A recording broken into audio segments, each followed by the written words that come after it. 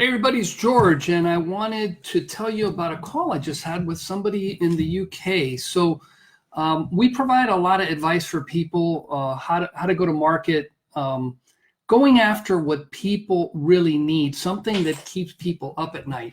And here's this gentleman that his job is normally to go into the school systems and teach kids about self-confidence, how to protect themselves against bullying, things like that. He gets hired all the time by the schools, but of course schools are shut down. So what he's wanting to do is, how do I make this available to moms, and he calls them mums because he's British, and figure out a way to deliver this program that he teaches, usually like in a 40-minute to hour and a half workshop in the schools, to parents. And I'm kind of going, right now there's a lot of moms that are sitting there. I got this kid at home.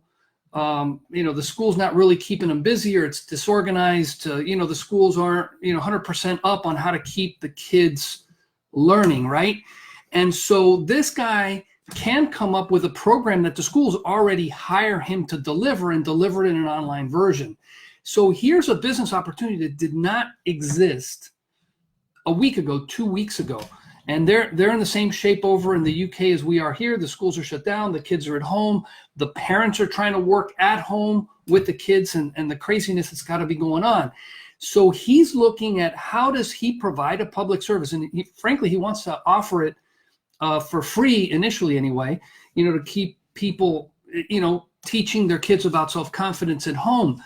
And, it was interesting that you have so many different opportunities that didn't exist just a couple of weeks back.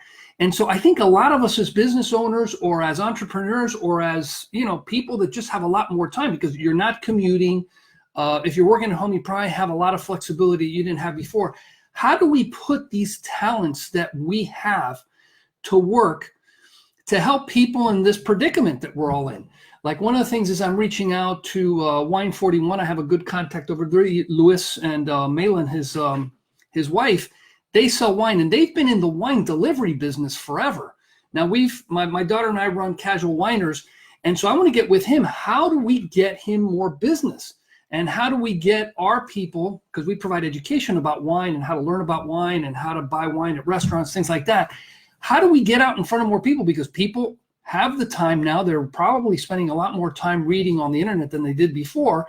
And then how do we get him some business? Because he's a small business owner. And by the way, he's got excellent wine. How do we partner up and fulfill a demand that wasn't there before? I mean, before, somebody wanted wine, they could go to his wine store, but they can go to Publix, they can go everywhere else. We've got a lot of older people, like, my in-laws, they're not going anywhere. We're actually doing the grocery shopping for them. And, I'm sure they would love to be able to just pick up the phone and say, hey, can, I get 6 bottles of wine, 12 bottles of wine, whatever the wine it is. And he does delivery. And he's been doing delivery for the longest time, but here, this opens up a huge new market. So as this whole pandemic plays out, and we're praying that this is kind of over with, sooner versus later, what is it that you can do to fulfill a need that people absolutely have, and you're the right person to deliver it? But a week and a half ago, 2 weeks ago, there was no market for this new thing. So spend some time thinking about that, because people need what you do.